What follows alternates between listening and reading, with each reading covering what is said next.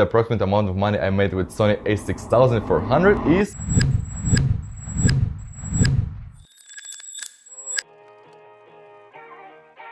If you're searching for a great beginner camera with abilities to shoot good stills and capture great looking videos, and you're considering buying the Sony a6400, then I hope this video gonna make your life easier and gonna help you make right decision.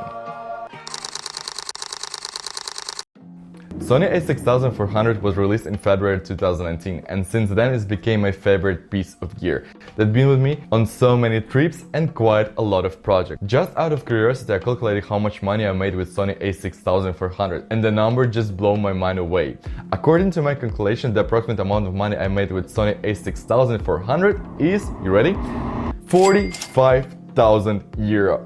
What? That's a huge amount of money, and I bought this camera second-hand for 800 euro. That's a huge return of investment. But the question is, should you still consider buying a camera this year? And the answer is yes. And here is why. Reason number 1. This camera got 24 megapixel sensor with 11 frames per second in the burst mode. In combination with crazy autofocus, it makes it perfect camera for portraits and sport photography. And trust my experience, you don't need more megapixel if you're not taking picture for a billboard. So you can use this camera as long as you don't feel an urgency to upgrade for something more professional. Personally, I don't have this urgency yet, and I'm shooting professionally for quite big brands, but when it's come to something big and very important, I can always rent camera, so I don't see any issues here. Let's move to my favorite part, video.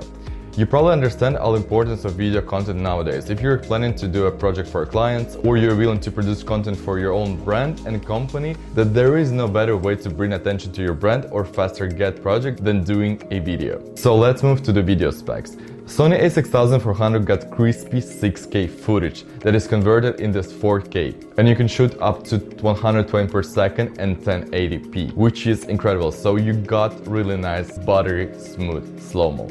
What I think is really cool is its capability to shoot in a low light scenario. I don't know how, but Sony was able to increase the sensitivity of the sensors since Sony a6300 and 500. So it looks way less grainy, and if you're going to combine this camera with some fast aperture lens, let's say Sigma 30mm or Sigma 16mm, then you have a low light beast that can see better than human eyes. It means low light photography and low light videography is available for you.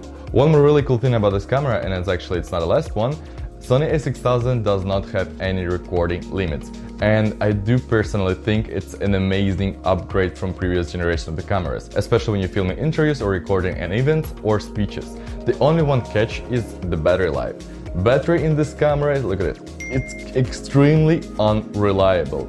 I mean, like, really, one battery is enough for around 20 to 30 minutes shooting in 4K, which is kind of But you can easily improve battery life by adapting the power bank, and that's another cool thing. Power bank can provide additional weight to your camera. That way you can decrease the amount of shakiness in the footage. By the way, yeah, there's another downside of a6400. This camera does not have any stabilization, but once again, there is an easy fix. Because this camera is super small and lightweight, you can get inexpensive gimbal for about 100 or 120, $50 or something like that. Or you can always use a second option, which is Warp Stabilizer, that is built in Adobe Premiere Pro. And it's still gonna be cheaper than a6600 that has built-in IBIS, which stands for In-Body Image Stabilization.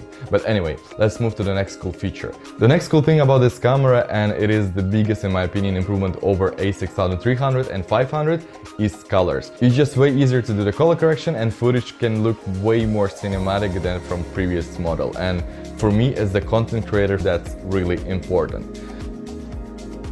So let's summarize for whom this camera is actually made. Personally, in my opinion, this camera is made for those of you who are planning to take a lot of videos and additionally to take some stills. It's perfect for travelers because it's super small and compact, and for beginners, filmmakers who are planning to create content for their client and their brand. And because this camera has articulated screen, it's also kind of good for vlogging, for YouTube, and all kind of talking head videos. But if you're planning to shoot only stills, then better consider to buy some other camera, for example a6000, way cheaper and almost identical result. No, but for real, you can find this camera second-hand for about 300 euro, and it has 24 megapixel sensor and it shoots raw pictures, so yeah, I don't see the reason to buy something more expensive.